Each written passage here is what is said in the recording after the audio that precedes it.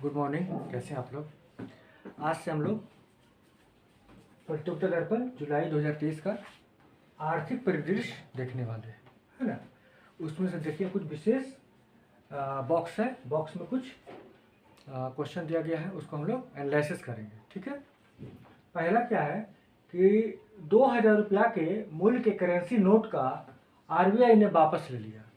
यानी आरबीआई अभी घोषणा किया है, अपने नीतिगत निर्णय के अनुसार घोषणा किया है कि 2000 का जो करेंसी नोट है उसको वो वापस ले लेगा, चलन से वापस ले लेगा, है ना। तो जानने का बात है कि 2000 नोट चलन में आया कब था। तो ये आया था कब? नवंबर 2016 को ये 2000 का नोट चलन में आया था, है ना। अभी एक नीतिगत निर्णय के अनुसार इसको वापस ले रहा है, चलन से वापस ले लिया है, लेकिन वो लीगल टेंडर बना रहेगा। लीगल टेंडर यानी कि विधिग्राह्य। विधिग्राह्य मतलब वो मार्केट में चलता रहेगा, वो नोटबंदी नहीं हुआ है, वो धीरे धीरे उसको चलन से वापस ले लेगा, लेकिन अभी विधिग्राह्य है, उसको इंग्लिश में कहते हैं लीगल टेंडर अभी है ना। और इसके बाद ये जो आरबीआई है समय सीमा बांधा है कि आपका 23 मई से 30 सितंबर तक चाहे तो अपना नोट को आप बैंक में जाकर बदली करवा सकते हैं। यानी 23 मई से 30 सितंबर तक डेट दिया गया है। ठीक है, अपना ये नोट बदली करवा सकते हैं। ये विज्ञप्ति कब आया है कि नोट बंद रहेगा? 19 मई को आया है। 19 मई को आया है, इसलिए याद रखिएगा। ठीक है ना, 19 मई को विज्ञप्ति आया है कि अब ये चलन से बाहर हो जाएगा, चलन नहीं रहेगा। ठीक है, 19 मई को। इसको आप लोग नोट कर लीजिए और हम लोग अगला प्रश्न देखते हैं। नोट कर लीजिए। ठीक है।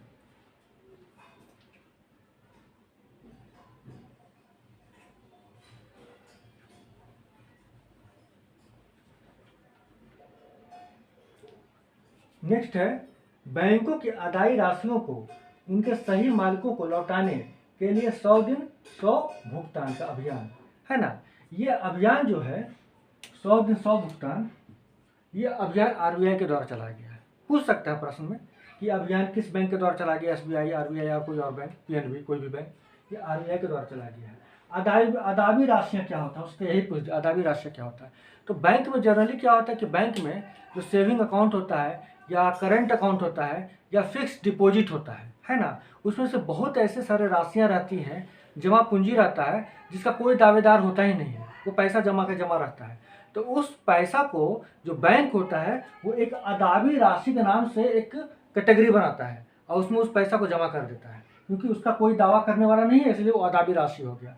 और इस राशि को फिर वो आरबीआई को जमा कर देता है। यानी बैंक क्या करता है, समझिए बात को। बैंक अदाबी राशि को किसको देता है? आरबीआई को। आरबीआई को दे दिया। आरबीआई एक कोष बनाता है इस अदाबी राशि के लिए, उसका नाम है जमाकर्ता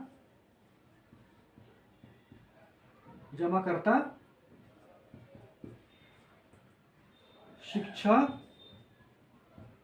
और जागरूकता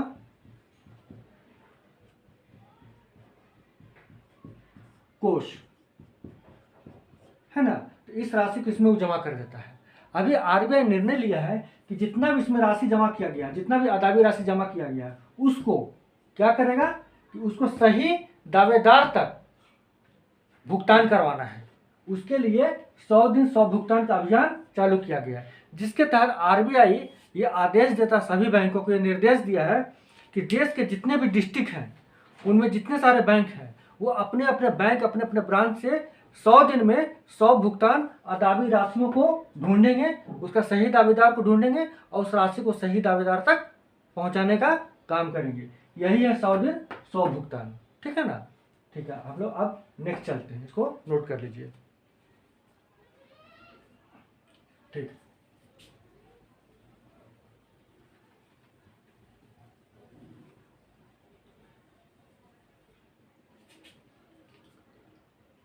लेखा वर्ष 2022-23 के लिए आरबीआई के द्वारा 87,416 करोड़ रुपए के लाभांश का केंद्र को हस्तांतरण। यानी आरबीआई लेखा वर्ष 2022-23 में जितना भी लाभ कमाया है उसका एक अंश किसको दिया है? भारत सरकार को दिया है। लाभ नहीं, लाभांश दिया है, यानी लाभ का एक अंश दिया है।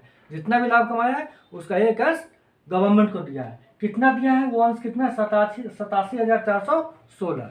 ठीक है ना। यानी देखिए, समझिए बात को, आरबीआई हो गया, ये क्या कमाया? लाभ कमाया। ये लाभ कमाया, इस लाभ में से एक 6% को क्या करता है? कंटीजेंसी रिजर्व बफर बताते हैं। कंटीजेंसी रिजर्व बफर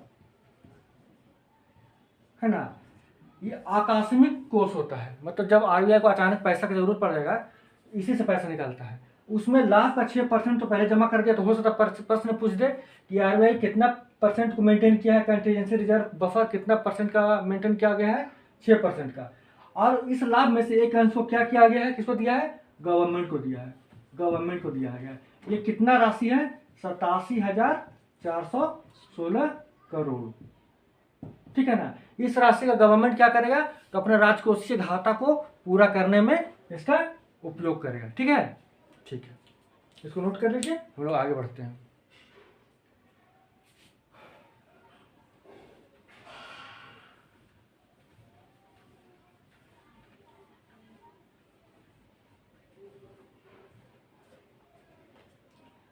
देखते हैं नेक्स्ट।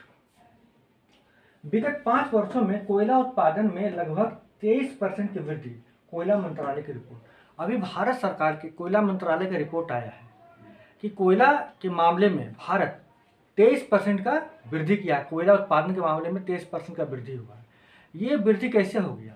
देखिए, कोयला के क्षेत्र में आत्मनिर्भरता को बढ़ाने के लिए कोयला मंत्रालय ने क्या किया कि कोयला का आयात को धीरे धीरे करके कम कर दिया और अपने ही देश के अंतर में कोयला का उत्पादन को बढ़ावा दे दिया।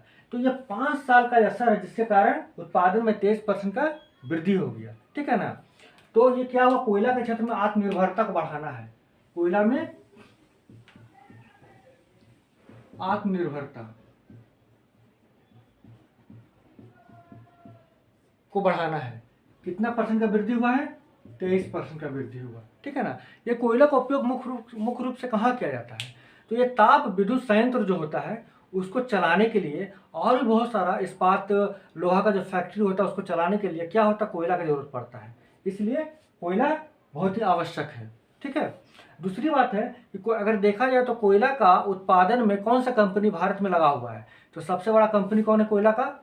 CIL, कोल इंडिया लिमिटेड। ठीक है ना। सबसे पहले नाम याद रख लीजिए, CIL यानी कोल इंडिया लिमिटेड।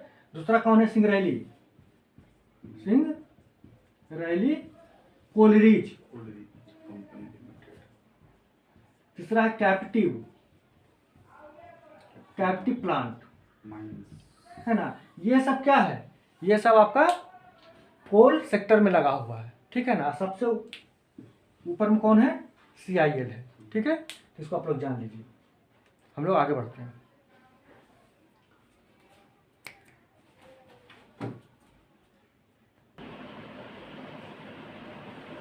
अगला प्रश्न हम लोग आते हैं। अगला देखते हैं। 2022-23 में देश में खाद्यान्नों सहित अधिकांश उपजों के रिकॉर्ड उत्पादन, कृषि मंत्रालय के तीसरे अग्रिम का अनुमान। अभी कृषि मंत्रालय ने अपना तीसरा अग्रिम अनुमान पेश किया है, जिसके तहत बताया गया है कि देश में खाद्यान्न उत्पादन में रिकॉर्ड स्तर की वृद्धि हुई है। जिसमें से प्रमुख फसल है चावल, गेहूं, मक्का। इसके साथ साथ अन्य फसल में भी वृद्धि हुआ है। जैसे कि आपका अन्य खाद्यान्न हो गया तिलहन, जैसे तिलहन में भी वृद्धि हुआ। जैसे समझ लेते हैं हम लोग कि जो वृद्धि हुआ है मुख्य रूप से चावल, गेहूं, मक्का, इसके साथ साथ तिलहन में भी रिकॉर्ड स्तर का वृद्धि देखा जा रहा है। ठीक है, ये रिकॉर्ड स्तर का वृद्धि देखा जाएगा। ठीक है, हम लोग नेक्स्ट आते हैं। नेक्स्ट क्या करता है कि सार्वजनिक क्षेत्रों में बैंकों के शुद्ध लाभ में वृद्धि। जो भारत के सार्वजनिक सार्वजनिक क्षेत्र के बैंक हैं, उनके शुद्ध लाभ में क्या हुआ है, वृद्धि हुआ। तो सार्वजनिक स्तर के कितने बैंक हैं, टोटल 12 बैंक हैं। अगर सार्वजनिक स्तर के टोटल 12 बैंक है तो फिर निजी क्षेत्र में कितने बैंक हैं, तो ये टोटल है कितने, 22 बैंक है। और विदेशी में देखिएगा तो 44 बैंक। ठीक है, तो जान लीजिए, ये आप जान लीजिए सार्वजनिक क्षेत्र के कुल कितने बैंक हैं, तो 12 बैंक हैं। सार्वजनिक बैंक कितने हैं, 12 हैं। ठीक है, निजी बैंक कितने हैं,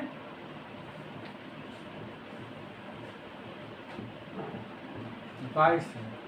और विदेशी कितने हैं, 44। ये डेटा ये है, याद रख लीजिएगा।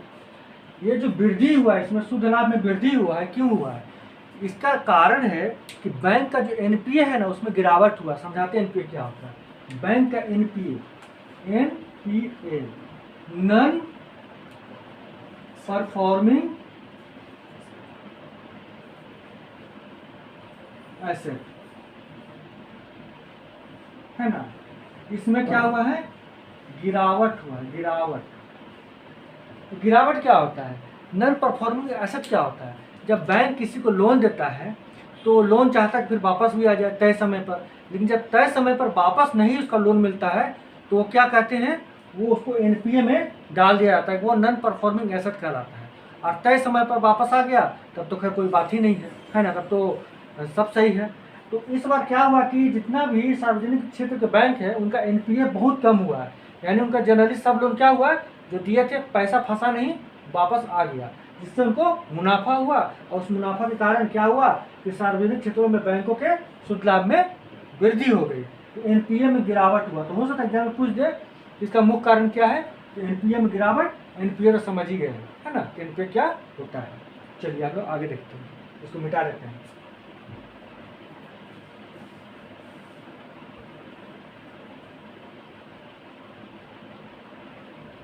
देखिए नेक्स्ट क्या है, क्षेत्रीय संपर्क योजना उड़ान का नया 5.1 चरण हेलीकॉप्टर यात्रियों को प्रोत्साहन। देखिए भारत सरकार ने 2016 में एक उड़ान योजना शुरू किया था। उड़ान, देखिए समझिए बात,